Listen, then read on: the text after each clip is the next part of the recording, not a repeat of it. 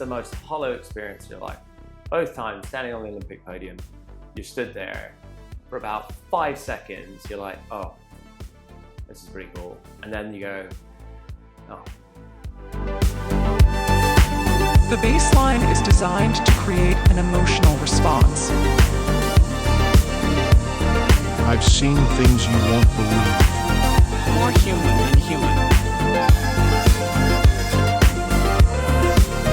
Make you question everything.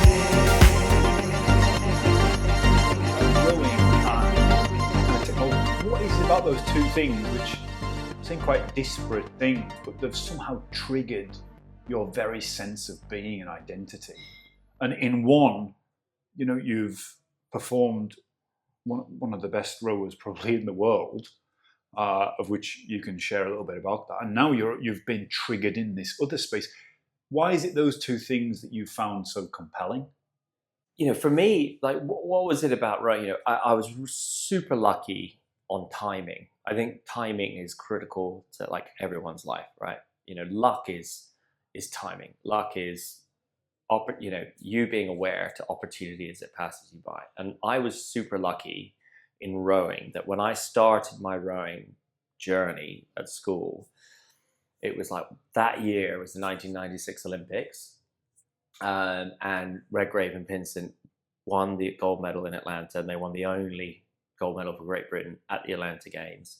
And I was like 3 hours down the road from the rowing lake. I tried to get tickets, couldn't, but I watched it anyway. Just so, and it was like, I think in the rowing thing, you know, these two Goliaths of men, like Sir Matthew Pinsent, Sir Steve Redgrave, crossed the finish line, and they just look like gladiators, right? You know, back then, a lot of the rowing athletes, you know, particularly the great ones, were these huge, just jacked out the eyeballs warriors, right? Particularly Redgrave and Pinsent in 1996. And I was like, I want to do that. I want to be that. And what was the key thing that what was it that I loved about sport? And up to that point, I played rugby, basketball, tennis. And then the great thing in rowing was, it was all about like searching for your absolute potential, like pushing your body to the limit, right? And so my life, in what was it about rowing that I loved that kind of has a relation to what I really enjoy in life now is it's like that search for what is possible. Like, how far can I go? How good? What is my absolute potential here? How can I find out what it is? And I think my challenge when I finished rowing, and when I went into the, you know, the normal world, right, post sport, you know, I did a lot of different jobs, but nothing captured my imagination to unlock, you know, to see how good I could be at that thing. The idea that to push the human form, the body and mind, to its very limits, you know, it goes back. I suppose it's probably part of our very evolution. The individuals and the communities who dared to go beyond what is within our natural comfort zone are the very people that have pushed the limits of humanity. It's the evolution of humankind, right? How do you feel about augmentation of the human? So the use of testosterone, performance-enhancing drugs, these sort of things that take the human. You know, you could argue even augmentation through good diet or good sleep, like that optimization process.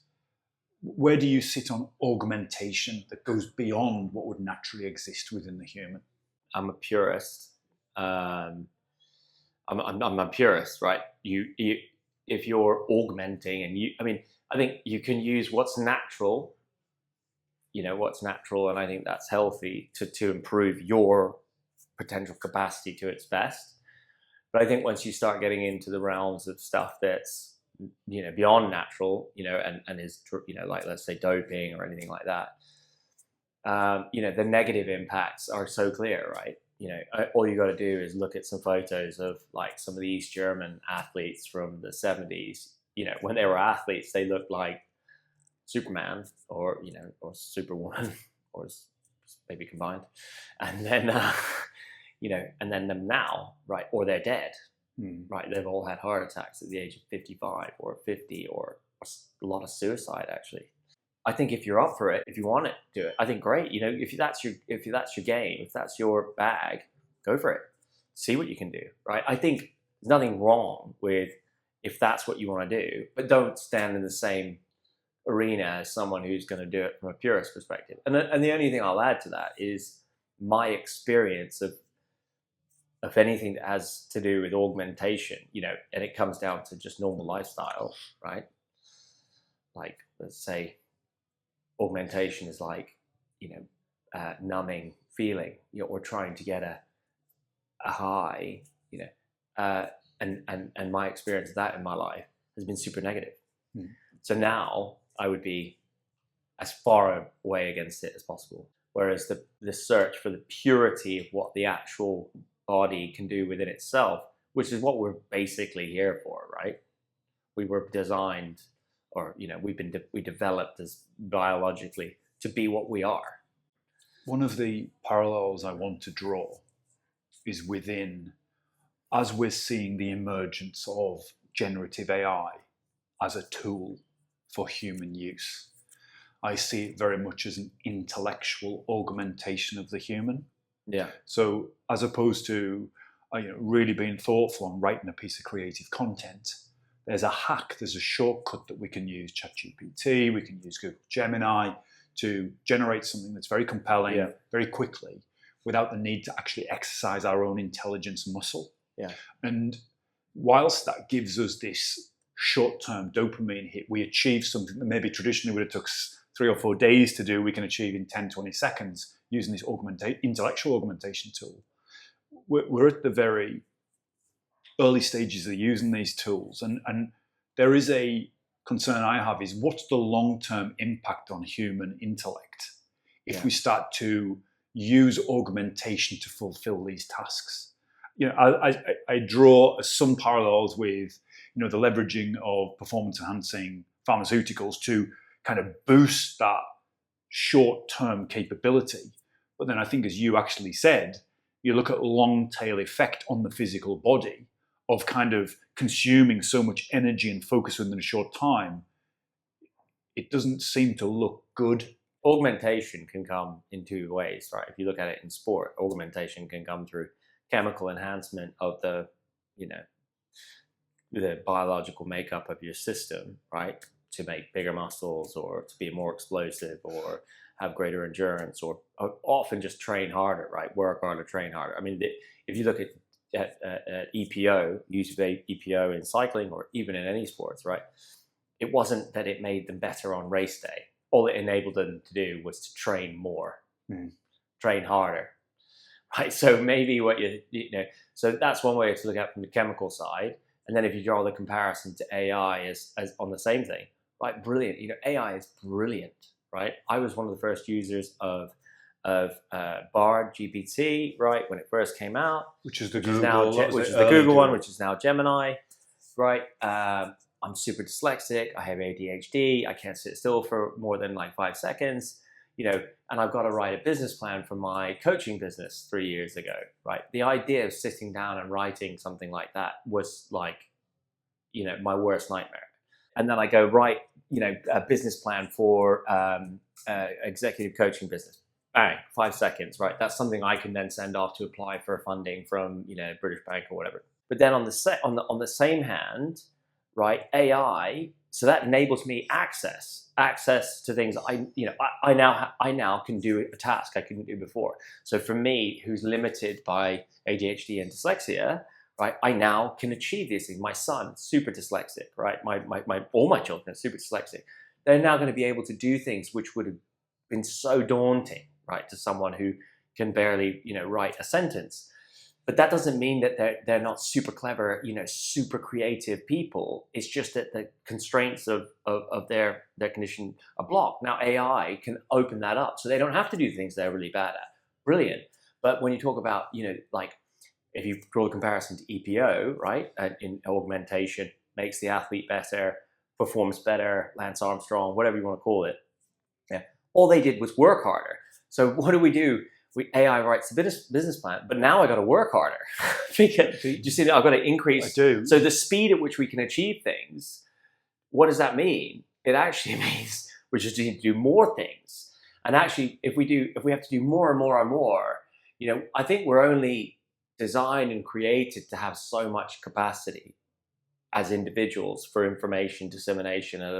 So if we're achieving and creating more information, all of that kind of stuff, I just think we hit the point where then it does have that negative impact. There's so much to unpack in what you said. It's amazing. Neurodiversity comes up in every conversation I have about AI. And, I guess my initial approach to this was, this idea of intellectual augmentation.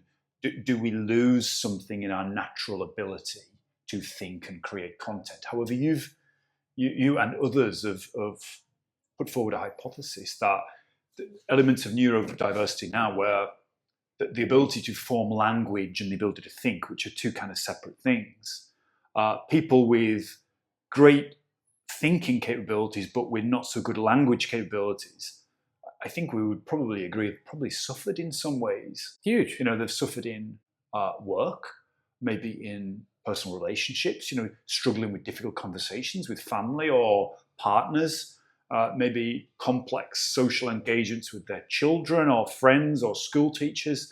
So you have a latent intellectual capability that it doesn't manifest itself in an effective way. And this idea that you can augment their ability to express themselves in a normalized language sounds like one of the most important innovations for neurodiverse people to kind of have a level playing field when it comes to interaction. Yeah, absolutely. So, it just breaks down the barrier to compete, right? So in jobs, in vocation. Yeah. So there should be no limitations now. Okay, right. If you're not a mathematician, you're never going to be a mathematician, right? That's okay. But there would be loads and loads of tasks that would seem super daunting to me, right? Like just simply switching from being a professional athlete for nearly 20 years and then working at one of the big four consultancies and then sitting in front of Excel spreadsheet. That was like my worst nightmare, right? Well, now AI can structure a spreadsheet in 2 seconds, which would take me probably 2 days. So the barrier to be successful, in that job now is not there anymore, right? And I had 20 years of super great experience in this high performance sporting world. Communication experience far superior to anybody I was working with. I'm not saying anybody, but experience. But it didn't translate because I couldn't do the basic skills. Because one, who I am, dyslexic, ADHD. Two, I just spent the last 20 years being outside going backwards in a rowing boat for a living, right? So I didn't have the training or skills. But now that wouldn't have been a challenge, right? Because I just go, ChatGPT, can you make me a model for XYZ? Can you do me a cash flow forecast? Here's do you see what I mean? I do. And as you talk now, you're one of the most articulate and passionate people I've spoke to about this subject. Right. You're not augmented right now. You are you. You are unaugmented. You're not leveraging out. Yet you engage in such a passionate and authentic way that I find personally compelling. That's great. But at the end of the day, in the big businesses that we've all worked in, right, they want to see it in nice, Georgia 8.5 tab, 1.5 in and and all that kind of stuff. And they, your grammar and all that, I can communicate to you like this. This is great. I'm fine with this. But then to do that onto paper, that's more terrifying than standing on the Olympic final, the start line of the Olympic final. I'd go to war over having to sit and write, an executive summary of a project that I've just done, where I've, interviewed 20 people to create some piece of, research and an outcome. I can do that, and I can probably get you the best research you ever wanted. But then to put that onto paper, now that takes 2 seconds, and so suddenly you can enable all these people who've got that great skill over there. And it can transfer. It's, for me, you talk about augmentation. You talk about relation. You can take it in the kind of chemical side, and you can take it. Augmentation in sport is also the biomechanical side, right? Think about the advances in technology in sport, in the way that trainers are designed, right? You think about what the carbon fiber used in the sprinting shoes now. You think about it in a rowing boat. We had our riggers were made of this, designed by McLaren. To have the best aerodynamic shape to glide through the water. All that kind of stuff. That's augmentation. That's technology, right? That's enablement, and that's actually positive. That enables the true human potential of what your physical capability is. I mean, you're encapsulating whole millions, tens, hundreds of millions of dollars of machine learning within Formula One, in the application of carbon fiber design to rowing. Why is rowing such a compelling activity that demands so much investment? Why do you need the edge? Why do rowers? I think everyone go to that level. Well, I think rowers. I think in any sport, it's coming down to such small differences and small percentages in every aspect of whatever it is you're doing, right? In whatever movement, whether it's running or whether it's throwing a javelin or it's rowing, because what is the biggest change in technology I've seen in my lifetime? It's the increase of access to information, right? Whether it's across sports, nutrition, training programs other people are doing, biomechanic information, all that kind of stuff, right? So information has become so available. So the difference in the knowledge base for people, which used to be the IP, right? So the East German team would keep it under the under the Iron Curtain, right? This is their training program, and they won for years because they kept the information in. Now with the internet and AI and technology, like everybody knows what everybody's doing.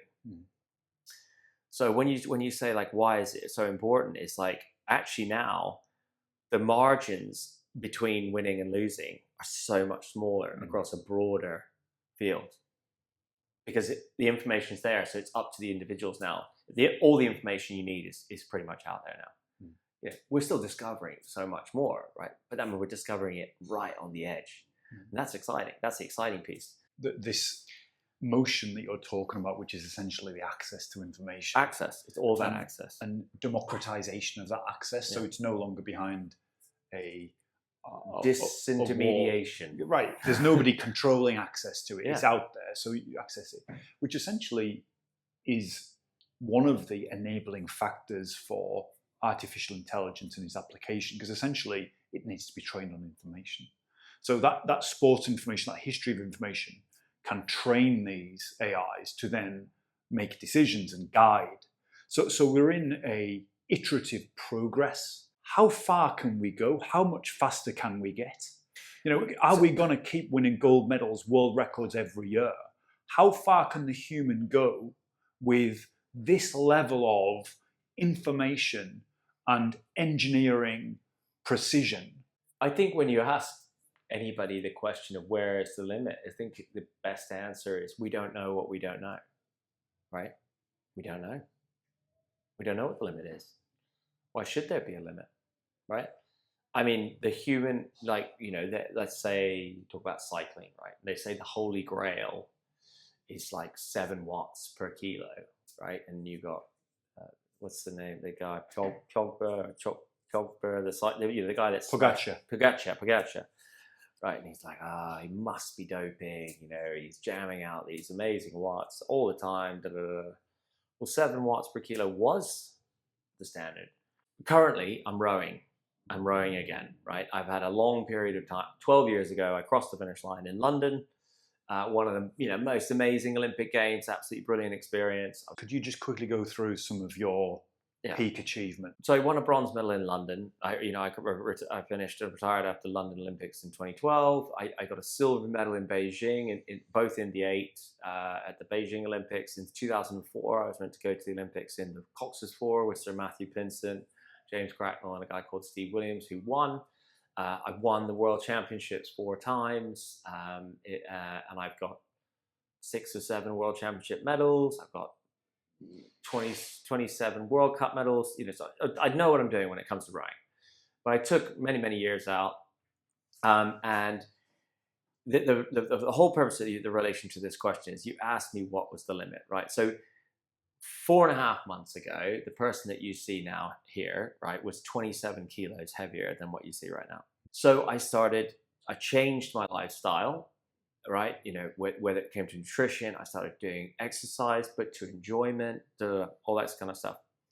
And in 4 months, I've lost 27 kilos. I started rowing again, and I'm now pulling the same scores on the rowing machine, nearly there or thereabouts, given I'm 43, that I did in London 2012, right? When I was a full-time Olympic athlete. And normally I'd go through phases over the last 10 years where I get unfit, put weight on, go through a phase, 8 weeks, get really fit again, and I get to this point where I'm like, oh, that's pretty good, and then it would go again. But the big change for me now is I want this to be a sustainable life change, right? I'm not interested in going backwards. And I got to this point about 4 weeks ago where I thought, oh, right, I'm in pretty good shape. These scores are pretty good. My body fat's pretty good. I'm feeling pretty good. And then I thought, oh, well, is this it? Do I just sustain this? Is this what life is now? I'm just going to sustain. That's going to be quite boring. Because the exciting bit is going on the journey to try and get to something that you don't know where the limit is. Do you goal set? Are you goal orientated? Sort of. I'm not a hard goal setter. I'm a dreamer. I'm a dreamer. Ambition. I'm a dreamer. And I was when I was in when I focused on the Olympics. I was super focused on I'm going to win an Olympic gold medal. But I think I've realized over life that outcomes are to set your goal on an outcome is the wrong way to do it. Set your goal on the inputs, and the journey is the better bit, right? The structure of the way you live your life for me. So I'm not in the outcome game anymore. When you were standing receiving the Olympic medal, it's the most shallow experience. How did you feel? It's the most hollow experience of your life.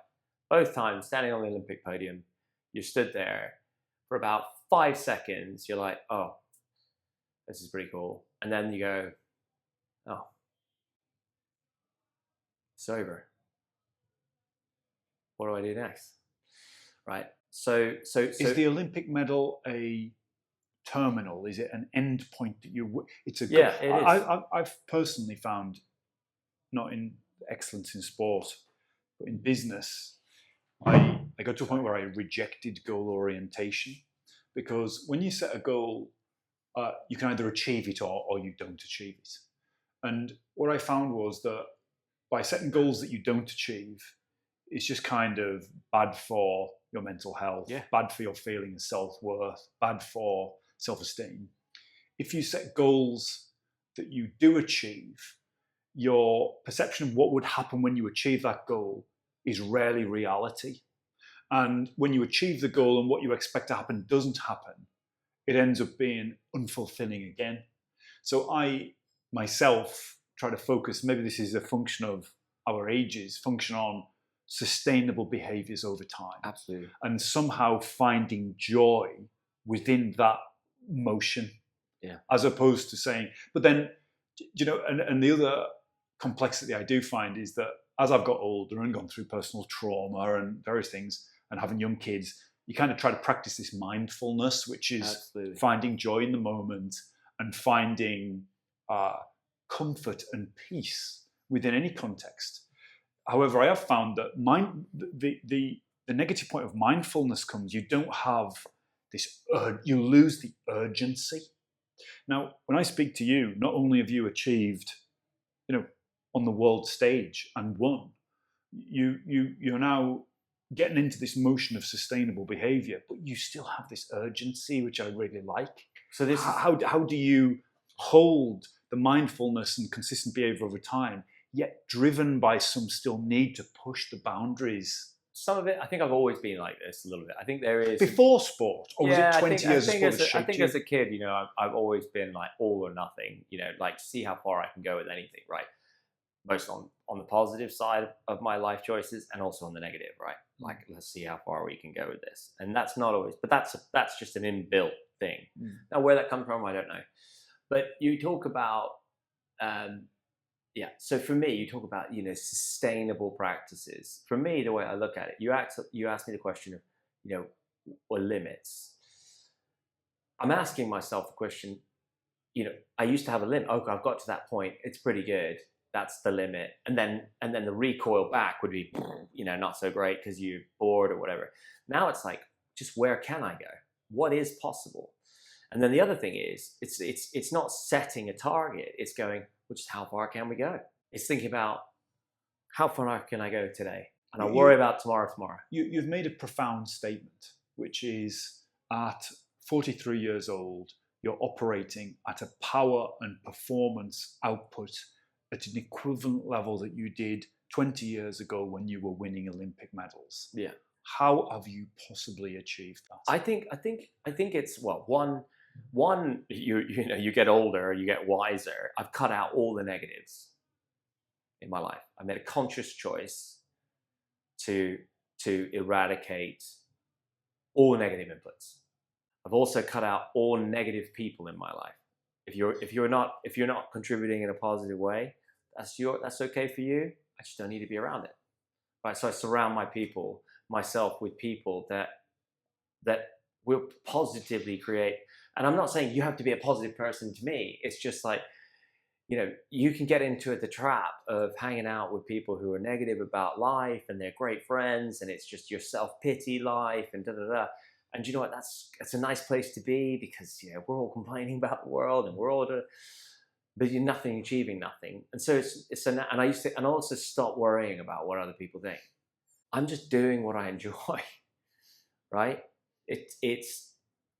I'm being aware, really self-aware of my whole system, my whole psychological and biological system on a higher level than I ever was as an Olympic athlete, to go, am I enjoying this? Is this still feeding the improvement? If it's not, well, what else can? What triggered this? Was it COVID? Did COVID trigger this? No, I went through some, I unfortunately went through some really difficult personal life stuff, to a certain point. I just went, I don't want to be this person. I don't want to be the person I'm looking at in the mirror, as opposed to going, well, who can help me? Which is a lot of questions that we all ask. Who can help me? Who's the person that's going to help me get out of this? I started making the decision to go, how can I help myself? What can I do? And then I flipped it from, well, it's not what can I do for me? It's actually like, what can I do for others? How can I start being the best possible me to be better for other people, to help other people? That's what's been the most drastic change. My worry about the AI and society is in general at the moment, and this is also related to phones, is we are all becoming the same. Right? So what does AI do? I ask AI, I say to AI, can you do an executive coaching training program? Wash, there you go. Right? You ask AI, can you do me an executive coaching training program? Same one, right? And you're an Olympic medalist, and I'm not. We're both offering a similar to the problem. And then it goes, can you AI, ChatGPT, can you write an email that's going to have an outreach and give a personal touch to get Ian's attention to want to have a coaching with me, or to talk to Ian about the current business that I'm, like you group, with tokenization and blockchain and real world assets. Yeah. So let's say that, right? My email is going to be exactly the same as your email, right? And so AI is amazing in the speed in which it can achieve the task, but it is going to, over time, right, it's going to eradicate difference. And what I see as a challenge in society at the moment, and this is what social media is doing, right, by the pounding of social media influencers who are all the same, right? They're all the same, taking all the Because same the algorithms reward what works, so people rewards do what, what yeah, it works. rewards what. I'm taking a nice photograph next to a beach, posing my left shoulder first with my skin and cream, whatever it is. Yeah, I don't watch those, Alex. I I don't know what you're watching on the internet. or whatever it might be. So everyone's getting channeled into the same thing. And then also, what are we rewarding as society at the moment? We're rewarding people not having an opinion, right? You cannot, everyone's entitled to be what they want to be. Absolutely brilliant, right? Absolutely brilliant. But don't talk too loudly about what you like being or what you are. Yeah. And so we're just becoming the society of, it's not happened yet, right? But we're becoming one color, right? We're becoming one color. And what's the beauty of the tapestry of life, right? What is the beauty of the tapestry of life? It's the fact that Alex Partridge is so different to Ian Smith. And you were you, right? You've got your northern accent, you went to Antarctica, you smashed it out of the park with software engineering, you'll knock the door down when you get excited about, any new concept, and you're like a bull in a china shop, whatever, right? Like that. And that makes you, right? And you're this picture, right? And that's amazing. And I am me, I have zero interest in the complexity and detail of an engineering thing, but I love the outcome, right? I love what it can do.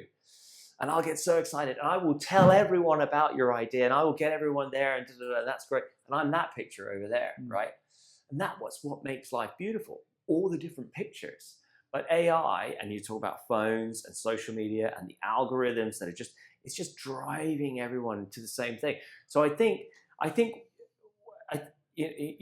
so it creates amazing access. The problem, obviously, with closed AI models like ChatGPT, you don't know the data they've been trained on. And you also don't know if there is a political agenda or a sociological agenda that's been applied within the construct of its responses and answers. Yeah. Which, for me, as I am getting deeper into the subject of large language models and consumer AI, the nature of closed models is increasingly worrying to me.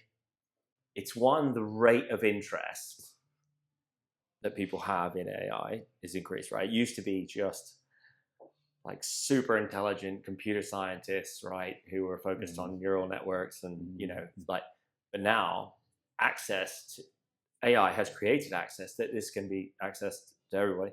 So it's the rate of access and the rate of interest in AI to drive, the outcomes that they want. But it's also the rate of access to then that thing, and then everyone becomes the same. And what is AI going to do? AI is going to drive globalization at a rate we've never seen before, right? Because it's just going to knock down barriers and boundaries and access, right? And is that a good thing, right? Okay, it's great. We love, we like globalization. I love globalization, but also isn't the different cultures and the different, places that people live and the value sets they have and the religions they have also make up such a great part of the world. Just come back to this point about normalization versus diversity. I want to apply it within sport. Okay. And, if you look at, like, let's say Formula One or even the professional cycling teams, every one of those teams will have access to a set of open data that everybody's got access to, and they'll have a set of closed data which they've probably generated themselves. Because obviously, to your normalization point, if all of the Formula One teams, all of the cycling teams are coming up with optimum carbon designs because they're all using the same machine learning algorithm, they're coming up to an optimum nutrition programs because they're all using the same machine learning algorithm. They're coming up with the optimum training plans because they're all using the same machine learning algorithm. Why then do some win and some lose and we see trends? It's a human application of the information. Tell me more about that. Right. So let's just take the America's Cup that just went, Louis Vuitton, right? Those guys are using machine learning the highest end AI, right, to develop the most incredible boats we've seen. Hugely in that range. optimized. Optimized on a Unbelievable. level that we've never seen Right? before. Where's the difference, right? Human error. Italian team, snap the mast, right? It comes down to the application, and that is where the beauty is, right? It's the application and it's the use of that information and the data and the advantage that we get. That's where you win and lose. It's the same in rowing, right? We used to say in rowing, ultimately we are just born with our physiological potential makeup. That's it. I am born with what I've got. I cannot make my lung capacity bigger. It will not happen. I can optimize what I can get to in my lung capacity, but I can't make it bigger, right? So I will always produce the same amount of millimoles of lactic acid for a set power output, depending on how much I train. But if I don't have the same engine as, let's say, a guy called Mo Sabihi, who I rode in the 8 with, I'm never going to be able to be as efficient as him, right? That's great. So you've got the same thing what you're talking about, right?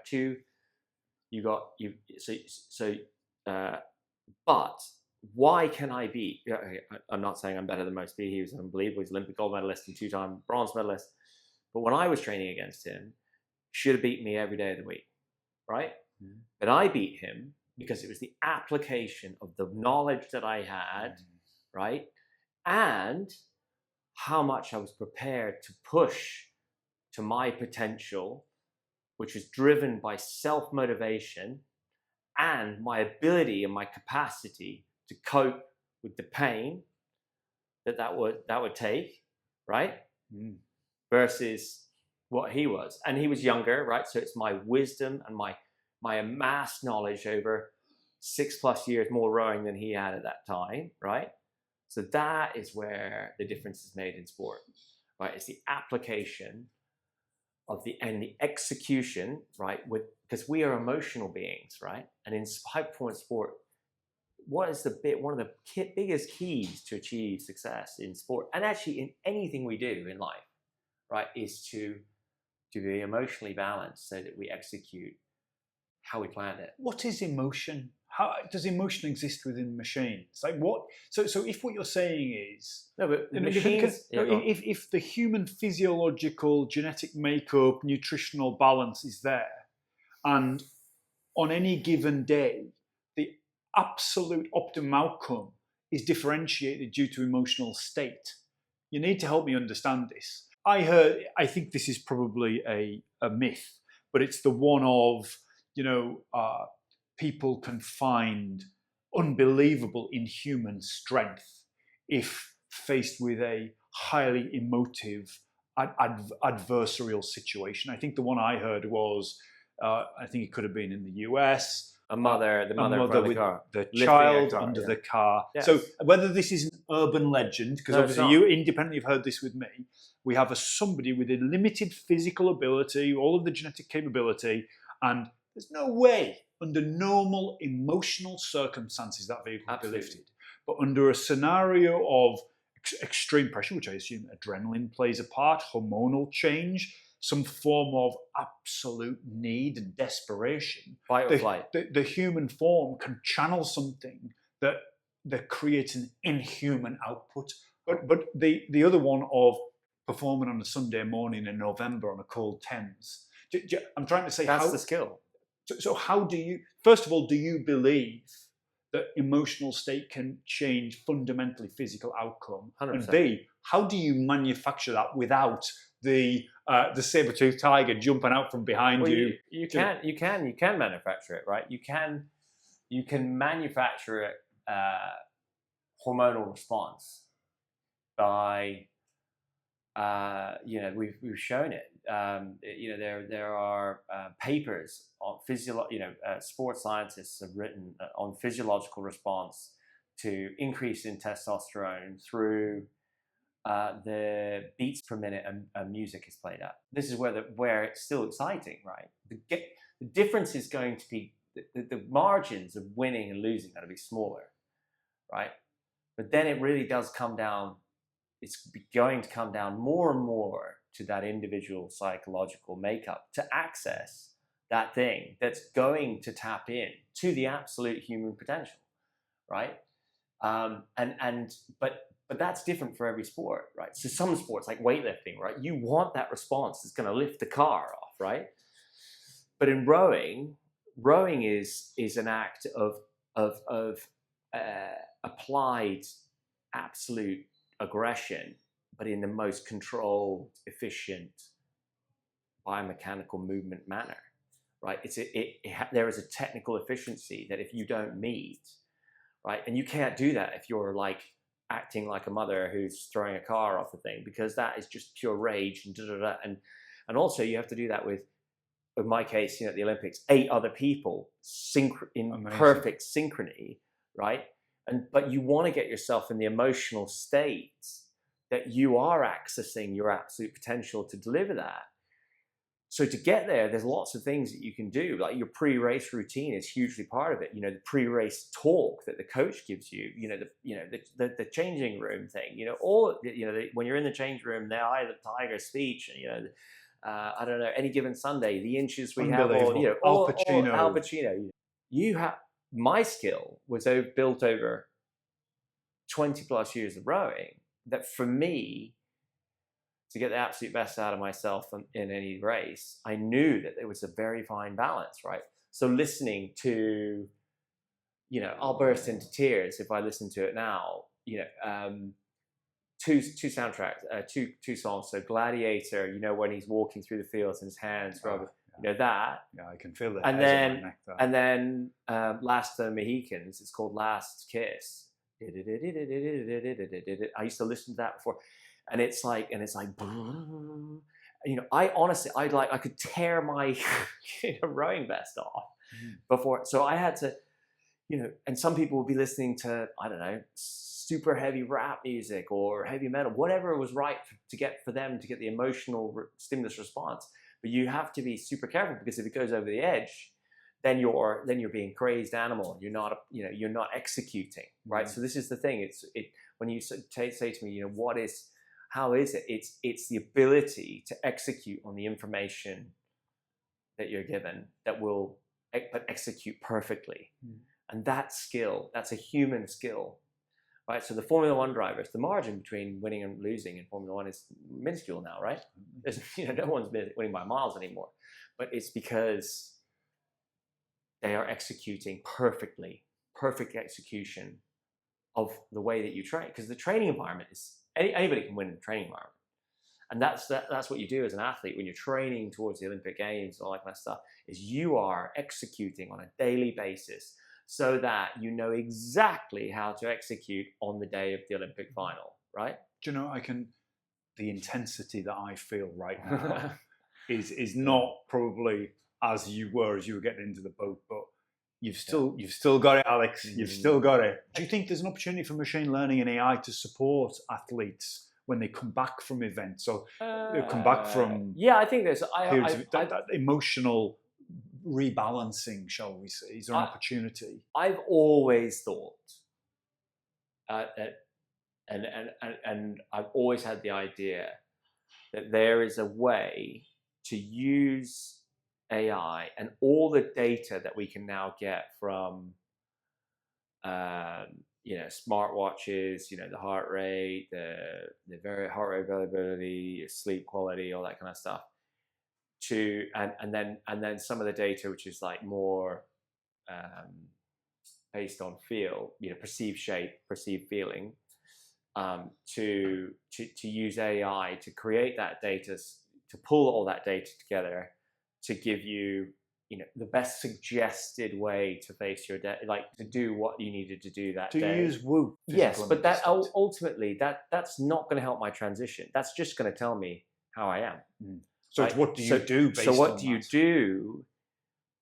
I'm currently working with a couple of guys, an ex-SAS officer, as this is like a hobby project that I'm doing because I'm super passionate about it, because all you have to do is look at the stats on retired athletes across every single sport, right? Whether it's football, the NFL, the NBA, you look at bankruptcy, you look at alcoholism, drug addiction, and suicide, rugby, rowing, Olympic sport. broken marriages, right? It's just like rife. It's like 75% NFL football players are bankrupt within 2 years of playing, right? These are millions and millions of dollars, and they're bankrupt, right? So and then they're depressed, and they're alcoholics, or they're drug addicts. It's just super high percentage. So what do I think is the best thing for athletes? And this is what I'm working on with a couple of guys as a side project to like you, and in my spare time is a proper transition program that's not based around giving an athlete their Myers-Briggs test while they're an athlete to tell them what kind of job they want, or Excel spreadsheet and Microsoft PowerPoint training. Those are all useful things. But I'm working on a program that gives athletes the thinking and a structure for their daily life that makes them bulletproof, right? Bulletproof as athletes, but they can directly apply to life outside of sport. So by having that structure, right? So their structure, their identity is, and I wake up and I do 16K on the ergo, I do 20K on the ergo, and I do weights. Yeah, I eat lunch, I have a nap at 2 till 4, I go for coffee and have a cappuccino, and my mates pat me on the back and they tell me I'm amazing, right? So I spend 20 years without thinking about how to have a structure of my day. So what I would like to do and work on to develop really well is, right, yes, that's your structure, but I'm going to give you the tools to create your free thinking around your independent structure around that, which when those training programs are finished, that is your training program for life. If AI can take the data points of your physiological responses, your psychological feelings, and it can input what's most important in that structure of the day and actually prioritize that for you, like a calendar, like a daily calendar planner. Do this first because actually you'll create the better hormonal response, and then therefore you'll be able to do these tasks. And the one that you don't want to do is least at the list. You'll actually be able to do that well if you do these in these order. It's a great application. Then you go and win. Then you win every day, and then you don't have to worry about the future because you're winning every day. That's what you want to do. You want to win every day.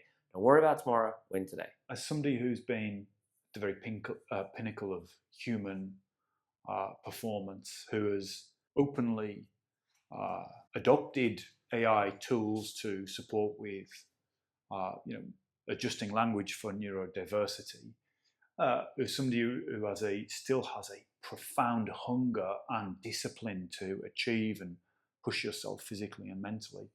As we've talked through the application of AI across a number of sectors, do you believe that ultimately AI will lead humanity to a utopia or dystopia? I'm going to say neither. And the reason I'm going to say neither is I think that AI has the potential for both. You can envisage a world of like absolute total nuclear fallout based because of AI, right? Because AI breaks into the Pentagon's database and gets all the codes for the nukes, and the world is over. And it has the potential to do that, right? Or you can envisage a world where AI and blockchain syndicates creates a syndicate system together where it actually filters out and finds the golden carbon credits and incentivizes those to the best possible use, and then we save the Amazon rainforest. You see what I mean? Or we cure cancer, or it just has the potential on both sides, and I think that ultimately this is going to be critical for humanity to watch and monitor. We just need to be aware, right? We need to be super aware of what's going on, so the powers that be do make the right decisions and incentivize people to use AI in the correct way. AI is 100% going to eradicate thousands, AI and blockchain, by the way, is going to eradicate the need for thousands and thousands and thousands of jobs and job roles, right? the opportunity is if we incentivize people to get the skills, they could have way more fulfilling lives doing way more interesting work. We have to consciously wake up every day and have our eyes open to the opportunities and the things that we can learn around us. And I am so guilty of probably spending a decade with my eyes closed. And I'm very lucky to be living a very different life with my eyes open now.